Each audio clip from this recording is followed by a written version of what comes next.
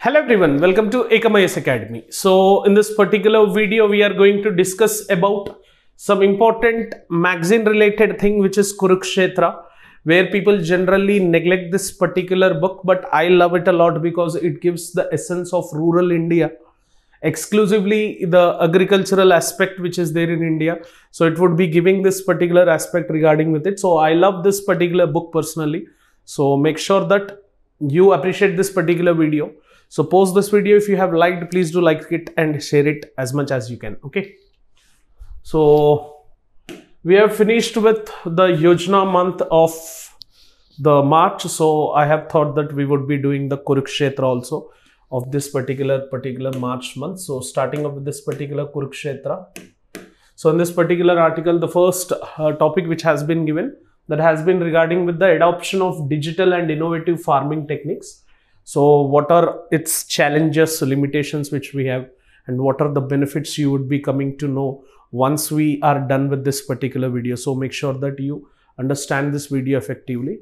If you see digitalization in this farming technique, it would be enhancing competitiveness and it will help in achieving self-sustainability.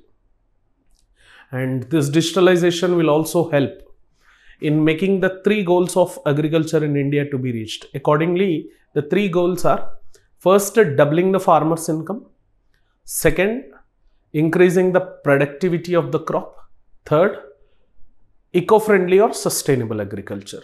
So with the help of this digitalization, either we can learn the techniques, or using this technological aspects, we can efficiently enhance the competitiveness and achieve self-sustainability as such. And what actually has happened is, with the advent of FPOs, FPOs ka matlab hai farmer producer organizations. So it is something like a cooperative organization which generally is framed at different village and block levels. So with the advent of FPOs, digital agriculture which has been in context. So to cover the whole agricultural value chain from upstream to the downstream activities. So ये FPOs होने के बाद ये upstream से downstream activities को focus करने के लिए ये digital agriculture has been framed up and it has been covering. अगर upstream में अगर आप देखें cultivation and inputs, है ना? So जैसे before agriculture, like before harvesting the crops, inputs क्या use करना है? सो ये मॉनिटर करना, उसमें हेल्प करना, एनहांस करना, ये डिजिटल एग्रीकल्चर की काम बन गया. एंड डाउन स्ट्रीम में अगर आप देखेंगे post harvest, how we have to handle the crop and how we can value add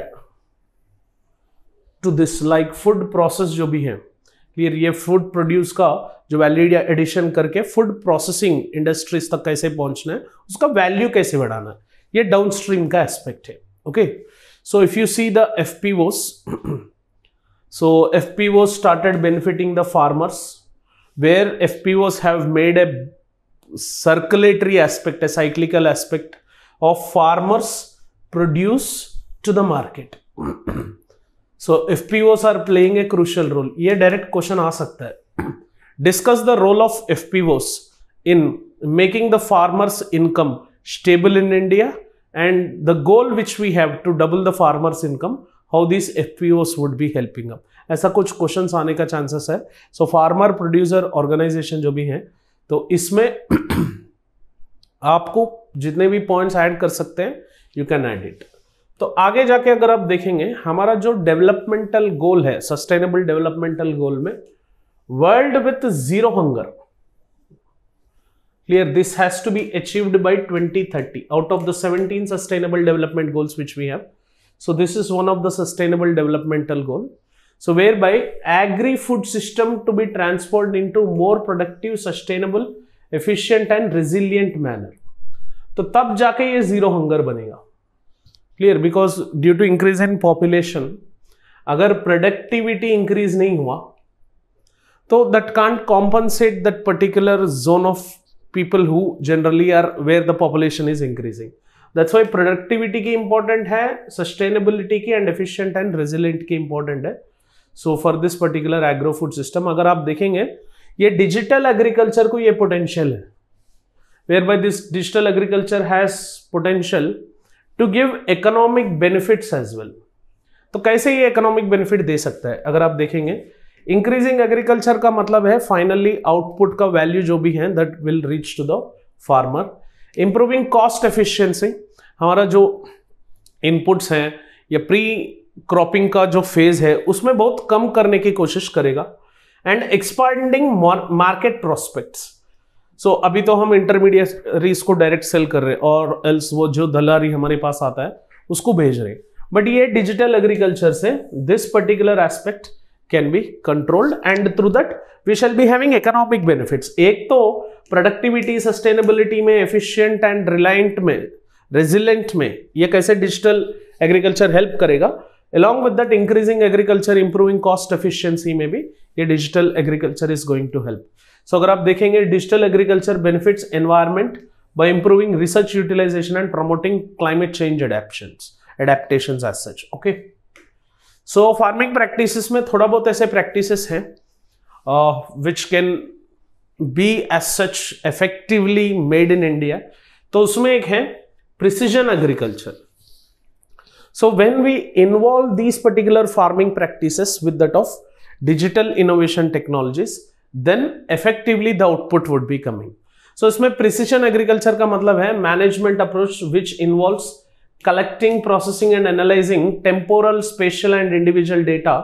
So वो data को analyze करके कौन सा crop suit होगा, कौन सा fertilizer यहाँ पे डालना पड़ेगा, so कौन सा how much intensity this soil would be having, ये डेटा को एनालिसिस करके वो प्रिसीजन एग्रीकल्चर करना, मतलब वो ही वहां पे ग्रो करना। It is like a farmer to farmer approach. So ऐसा ये जो फार्मिंग टेक्निक्स है, इससे प्रोडक्टिविटी, सस्टेनेबिलिटी, फार्मर को बेनिफिट मिलेगा एंड सेल्फ सफिशिएंसी का जो प्रॉब्लम है वो भी सॉल्व हो जाएगा, है ना। सो जनरली ये जो डेटा है जो हम collection, processing and analysing data करेंगे, temporal, spatial and individual data को, ये डेटा को हम जाके इंटीग्रेटेड विथ इंफॉर्मेशन, जो बाकी का इंफॉर्मेशन है, when it would be merged and integrated with it, it will aid management decisions based on estimated variability. तो इतना क्रॉप आने का चांसेस है, इतना क्रॉप आने का चांसेस है, वो एस्टिमेशन रिपोर्ट हमें मिलेगा। Along with that we can aim to enhance resource utilization efficiency, like कितना पानी यूज करना है, इतना अमाउंट ऑफ फर्टिलाइजर यूज करना है, एनपीके रेशियो इतना यूज करना है, क्वालिटी ऑफ सीड्स यही यूज करना है। तो वो एनहांसिंग रिसोर्स यूटिलाइजेशन एफिशिएंसी भी मिलेगा जब ये डेटा जो है इंफॉर्मेशन से मिलजुल के which gives the report. Along with that productivity के ऊपर भी असर पड़ेगा, like increases productivity, quality, profitability and sustainability. इधर प्रॉफिट भी चाहिए, प्रोडक्टिविटी भी चाहिए, सस्टेनेबिलिटी चाहिए, है ना, उसका क्वालिटी भी इंपॉर्टेंट है। सो ये सारे चाहिए तो digitalization of agriculture, agro digitalization would be helping you, whereby this particular data enhanced with information would be giving all of these things at one stage. उसको हम precision agree, precision का मतलब क्या है? Precise का मतलब particularly, individually वो data को प्रोड्यूस करना and what they have to do, वो बोलने का तरीका है वन फार्मिंग प्रैक्टिस, उसको हम प्रिसीजन एग्रीकल्चर बोलते हैं। डिजिटल फार्मिंग है ना, यूटिलाइजिंग जीपीएस। आजकल बहुत ऐसा है कि वेस्टर्नाइज्ड इन्फ्लुएंस हमारे ऊपर पड़ा, बट थोड़ा बहुत ये डिजिटल फार्मिंग जो भी है, it started utilizing GPS, sensors, drones and data analytics to improve numerous areas of this particular farming, है ना। तो ये फार्मिंग की जगह फार्मिंग लिख दिए अपने डीटीपी वाले, कोई बात नहीं, गलती हो जाते हैं, है ना। So utilizing this GPS, drones को देखे तो सर्टेन रीजन्स में pesticides and fertilizers are being dropped by drones and to take the pictures of the soil in the real time picturing sense, crop failure होते समय picture लेना, ये सारे काम ड्रोन्स कर रहे हैं, है ना। जीपीएस की यूटिलाइजेशन पे हम डेटा को एनालिसिस कर रहे हैं। तो ये precision agriculture can be correlated with the effective technology and we can get the better output as such. और एक टेक्निक है smart farming. You know what is smart farming? बहुत सारे मूवीज में मैं देखा था smart farming. Internet of things plus connectivity, है ना। इंटरनेट ऑफ थिंग्स का जो डिवाइसेस है उसको कनेक्टिविटी जब मिला, देन जाके forms networking and automated agriculture ecosystem comprised of sensors, actuators and intelligent equipment that collect and exchange data. तो इंटरनेट ऑफ थिंग्स, रोबोटिक्स का इस्तेमाल कर रहे टू हार्वेस्ट द क्रॉप और टू हैव विजुअलाइजेशन, ड्रोन्स का इस्तेमाल कर रहे, जब भी मैं अभी बता रहा हूं. Artificial intelligence also started playing a crucial role in giving us some predictions on how the weather would be, on what crop we have to drop.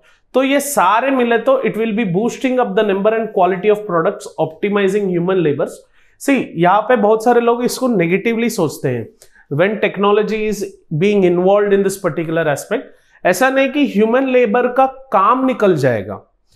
ये जो ह्यूमन लेबर फिजिकली ज्यादा वर्कलोड एंड प्रेशर ले रहे थे, that particular workload and pressure would be reduced and human capacity of the mind like thinking, logical approach, ये सारे दूसरे काम पे इन्वेस्ट कर सकते हैं. So don't ever write any negative statement regarding with Internet of Things or this sensors, robotic, drones, artificial intelligence के बारे में. They will enhance in helping the reduction of the physical workload which generally humans would be having up. Clear? So self-driving tractors है ना, उसमें उसका जरूरत नहीं है. जैसे टेस्ला ने कार निकाला है, हो सकता है आगे जाके अपने इंडिया में we would find this self-driving tractors, robotic harvesters. Clear? So there shall be no necessity for taking high amount of physical workload, so that the thinking ability of the farmer, he can utilize that particular time in rest of the things. Clear? So these particular self-driving tractors, robotic harvesters जो भी है, they started helping farmer and increasing efficiency, reducing physical workload, है ना. So they are helping in planting, harvesting and weed control में, ताकि farmer के ऊपर जो फिजिकल वर्कलोड एंड प्रेशर है वो कम होता जा रहा है. Vertical farming very important. So UPSC में बहुत जल्दी ये वर्टिकल फार्मिंग के ऊपर क्वेश्चन आने के चांसेस है. So vertical farming and controlled environment agriculture, so getting popular as urbanization started increasing. ये वर्टिकल फार्मिंग, क्योंकि maximum people are being urbanized in the present era अगर आप देखेंगे. सो जनरली वर्टिकल फार्मिंग का मतलब आपको पता है, layer by layer, layer by layer, layer by layer doing agriculture, growing the crops in stacked layers और अंडर सम रेगुलेटेड कंडीशंस आप ग्रो करें लाइक ग्रीन हाउस और हाइड्रोपोनिक सिस्टम्स में, उसको हम कंट्रोल्ड एनवायरनमेंट एग्रीकल्चर बोलेंगे. सो जनरली हॉर्टिकल्चर में ये प्रैक्टिसेस बहुत यूज करते हैं. Like the required rain, the required water, the required temperatures would be given and under a roof जो फार्मिंग बनेगा उसको हम कंट्रोल्ड एनवायरनमेंट एग्रीकल्चर बोलते हैं. We call it as greenhouse agriculture और hydroponic system agriculture as such. So vertical farming जो भी है, it maximizes land use efficiency while minimizing the environment impact of traditional farming operations. ये याद रख लो. So land use efficiency को बढ़ाएगा and minimize the environmental impact of traditional farming operations. So इससे क्या होगा, we would be reducing environment and land use efficiency भी बढ़ेगा. So which has to be the prior zone which we have. And plant development all the year by artificial lighting, controlling the climate and fertilizer solutions are under the basis of controlled environment agriculture.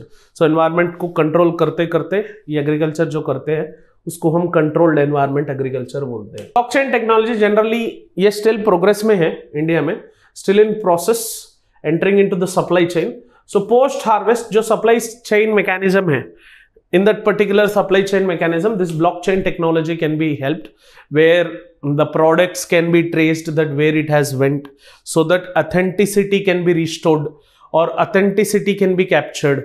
and अगर बीच बीच में कुछ उसका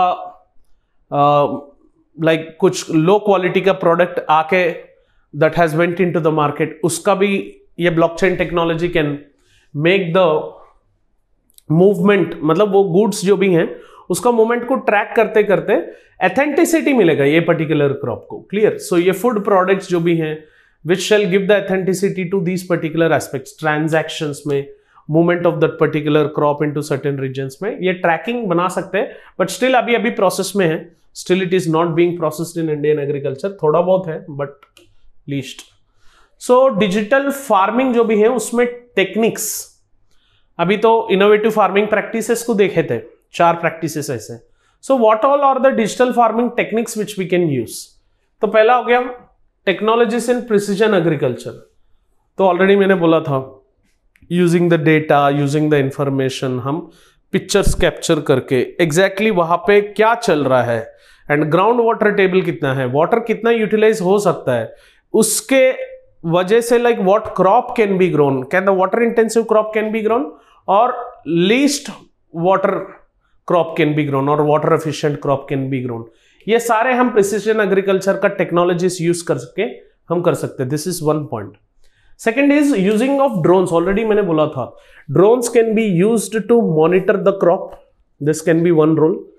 One is take the picture pre-harvest or post-harvest that what is the amount of crop we have got. और pre-sowing phase में drones का बहुत बड़ा हाथ होता है whereby by utilizing the drones we can capture the pictures of the entire topographical area and drones can also help in dropping the fertilizers and pesticides in difficult times wherever they are needed.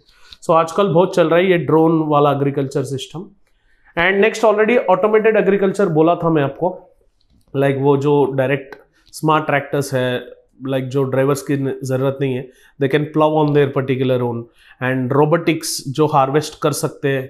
So these robots are generally related with this automated technology which already started in Indian agriculture. So variable rate technology ये भी है. So it depends upon what is the amount of water we have to use, what is the amount of herbicide, pesticide, कितना use करना है, कितना कम करना है, ज़्यादा कितना डालना है, कब डालना है, ये सारे मॉनिटर करेगा ये वेरिएबल रेट टेक्नोलॉजी. ये बहुत सारे लोग ये बोलते हैं कि लाइक प्राइस वेरिएशन, ये प्राइस वेरिएशन से कुछ काम नहीं है. So this is regarding with the amount of herbicides, pesticides, water which we have to use at what particular time. Next, smart irrigation systems like drip irrigation, sprinkle irrigation, effective drop to drop irrigation. ये एक technology है through which we can make the farming very effective. Data driven farm management, already I was showing, like when data, when it is integrated with the information, so we can enhance the efficiency and self sustainability. So the data which can be driven from the past records or which we have regarding with the predictions or predictions of weather reports, all this can be integrated and through that farm management can be done effectively.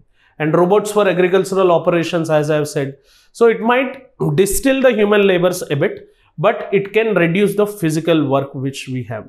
Machine learning is one particular process which can be used, which can use the analysis and statistics and integrate. Blockchain technology already मैंने बोला था supply chain में.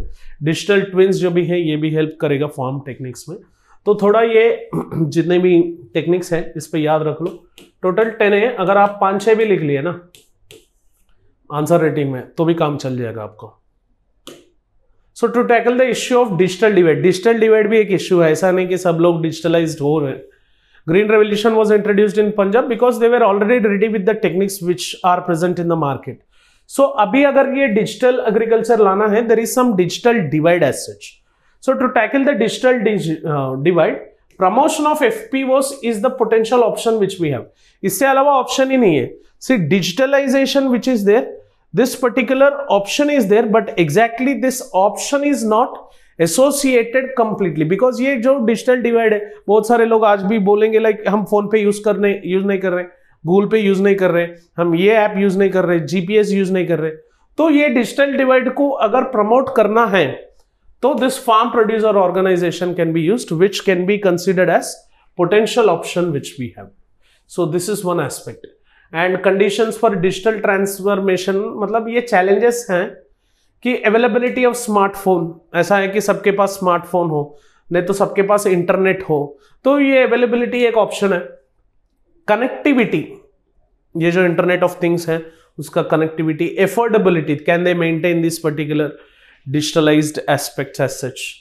Integration of information and communication technology in education, so ये भी एक चीज है. Implementation of supportive policies and programmes related to the e government aspect. So ये सारे कंडीशंस हैं through which we can bring the digital transformation. तो this you can cope up with the digital India. एक बार जाके digital India देखो and agriculture में कैसे उसका हाथ रहा वो एक बार एनालिसिस कर लो. So encouraging public private partnerships, promotion of FPOs, improving infrastructures, subsidising access for small farmers are the ways. Government can support the scaling of digital solution as such. तो यहाँ पे एफपीओस जो भी हैं they are going to play a very crucial role. So farming appears to have bright future as long as agriculture sector adopts these innovations. So ये innovations और digitalization जो भी हैं, this has to be adopted. However, for that government has to support, FPOs have to contribute on a larger note, and it is on a self note. Farmers, they have to raise a bit to tackle to these particular changes which digital divide is creating. So these innovations and find sustainable ways to feed the globe in the years to come. So make sure that this farming plus digitalization is necessary in the present era. What is lacking in tackling or moving towards this innovation, we have to cross check it and solve. So this is up with the adoption of different digitalization techniques regarding with the farming community in India. So हो सकता है question आ जाए इसमें से, तो ये जो content मैंने दिया था, hope this would be helping you in writing some good answer in mains. Clear? Thank you for watching this video. Have an awesome day. Jai Hind.